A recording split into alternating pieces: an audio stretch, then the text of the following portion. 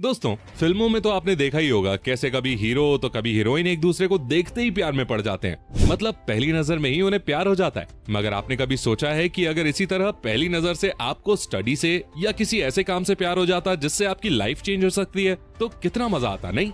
But ऐसा हो नहीं पाता ना। जानते हैं क्यों? क्योंकि किसी लाइफ चेंजिंग बड़े कॉज को अंजाम देने वाले काम को करने के लिए हार्ड वर्क भी करना पड़ता है और उसकी डिफिकल्टी को कम करने के लिए स्मार्ट वर्क भी।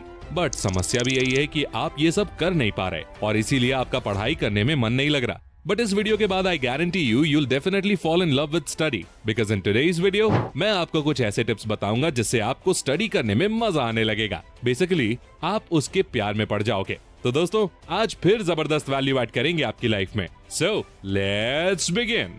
Number 5, study with a purpose. आप बता सकते हैं कि जब लोग काम करते हैं तो क्या वो बिना वजह बस ऐसे ही करते हैं? कोई रीजन नहीं होता क्या?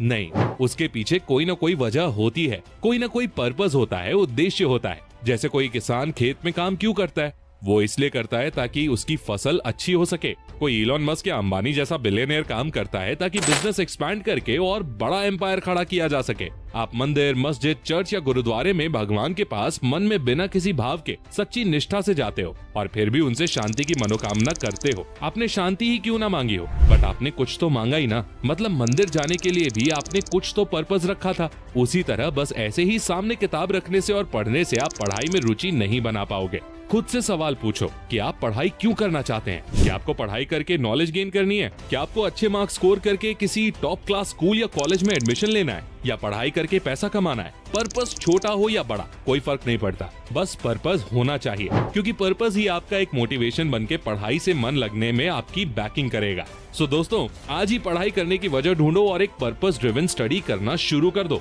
Number 4, be curious. कुछ साल पहले अमेरिका में एक इंसिडेंट हुआ था। दरअसल एक आदमी 50 फ्लोर की बिल्डिंग के 26th फ्लोर की ग्लास विंडोज साफ कर रहा था। उसे इतनी ऊंचाई पर काम करने का कई सालों का एक्सपीरियंस था, इसलिए उस दिन वो आदमी बड़ा कॉन्फिडेंट होके बिना किसी खास सेफ्टी इक्विपमेंट के उस 26th फ्लोर के ग्लास विंडोज को साफ कर रहा था। अचानक से वो 26th फ्लोर से नीचे सीधे जमीन पर आके गिरा। आसपास लोगों ने जैसे ही कुछ गिरने की आवाज सुनी वो भागकर वहां पहुंचे और उन लोगों ने वहां जो देखा उसे देखकर वो हैरान रह गए। उतनी ऊंचाई से गिरने के बावजूद उस आदमी को कुछ मामूली खरोचों के अलावा कुछ खास नहीं हुआ। वो एकदम ठीक था। लेकिन ये चमत्कार हुआ कैसे? इसका जवाब जानकर आप बिलीव नहीं करोगे, लेकिन ये मैं आपको आगे बताऊंगा।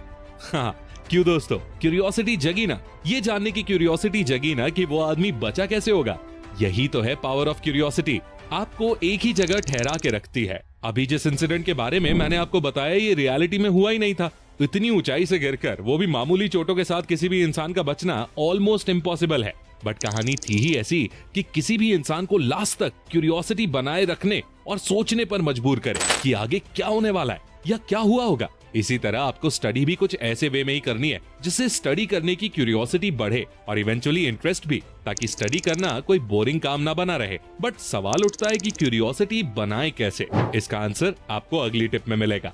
Number 3, ask questions. कुछ ऐसे स्टूडेंट्स होते हैं जो क्लास में टीचर की बातों को सुनते तो हैं, मगर उसी वक्त दूसरे कान से छोड़ भी देते हैं। बेसिकली उन्हें टीचर क्या पढ़ा रहे हैं इससे कोई मतलब नहीं होता। वो बस इंतजार करते रहते हैं कि कब टीचर उन्हें नोट्स लिख के देंगे और वो उन नोट्स को घर पर जाके रटेंगे ताकि रट रट के अच्छे मार्क्स एग्जाम में स्कोर कर पाए। बट दूसरी ओर कुछ ऐसे भी स्टूडेंट्स होते हैं जिनका ध्यान एग्जाम में मार्क्स लाना, स्कूल या कॉलेज टॉपर बनना, इन सब बेफिजूल बातों पर नहीं होता। उनको क्यूरियोसिटी रहती है कि आज टीचर क्या नया पढ़ाने वाले हैं, उन्हें क्या इंटरेस्टिंग सीखने को मिलने वाला है। टीचर जब पढ़ा रहे होते हैं ना, तब उनकी बातों को इतनी गहराई से सुनते हैं कि उनके दिमाग में कोई ना कोई डाउट जरूर आता है। ये हमेशा पूछते रहते हैं कि सर इसका क्या मतलब है, सर इससे क्या होगा, सर क्या ऐसा भी हो सकता है, वगैरह वगैरह। आप ही सोचो, कोई इंसान सवाल क्यों पूछता है? क्योंकि उसे उस सवाल के जवाब को जानने की क्यूरियोसिटी है। उसी तरह अगर आपको स्टडी में इंटरेस्ट बनाना है तो पढ़ाई करते वक्त बार बार ये क्यों हुआ, ऐसा क्यों हुआ, क्या ये पॉसिबल है, इस प्रकार सब्जेक्ट वाइज सवाल पूछते रहो। और सवाल पूछने का मतलब ये भी नहीं है कि जबरदस्ती के सवाल पूछने।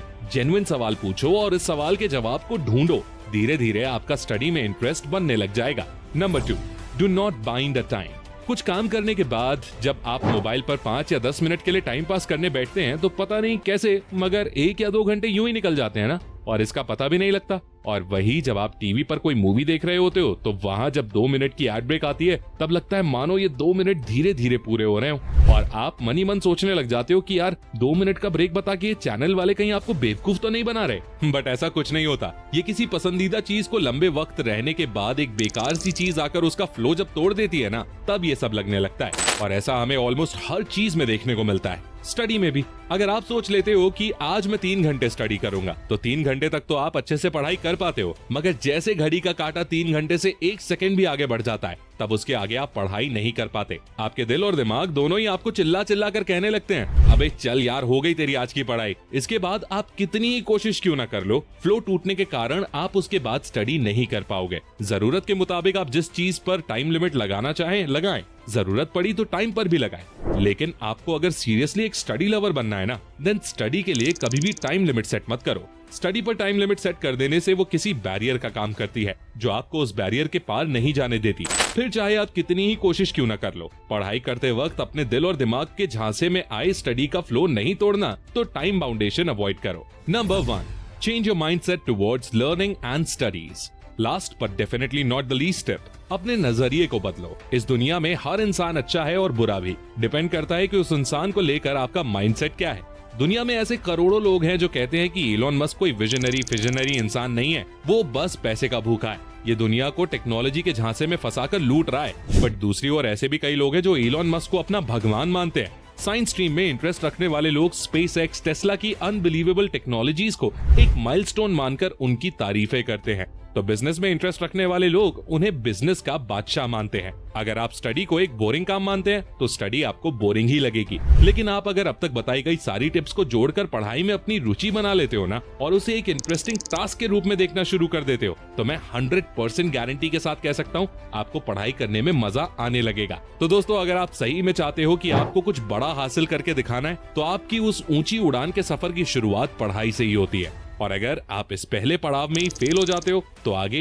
क्या ही कर पाओगे। इसीलिए बताए गए 5 टिप्स को आजमाओ और पढ़ाई के साथ साथ जिंदगी के भी मजे लो। तो दोस्तों, आज के लिए बस इतना ही। अगर आपको इस वीडियो से कुछ भी सीखने को मिला तो गुरु दक्षिणा के रूप में इस वीडियो को लाइक जरूर कर देना और अपने थॉट्स कमेंट में शेयर करना बिल्कुल भी मत भूलना। एंड ऐसी ही अमेजिंग और इन्फॉर्मेटिव वीडियोस के लिए चैनल को सब्सक्राइब करके बेल आइकन प्रेस कर लो। मैं मिलता हूँ आपसे नेक्स्ट वीडियो में, तब तक के लिए take care, love you all and all the best.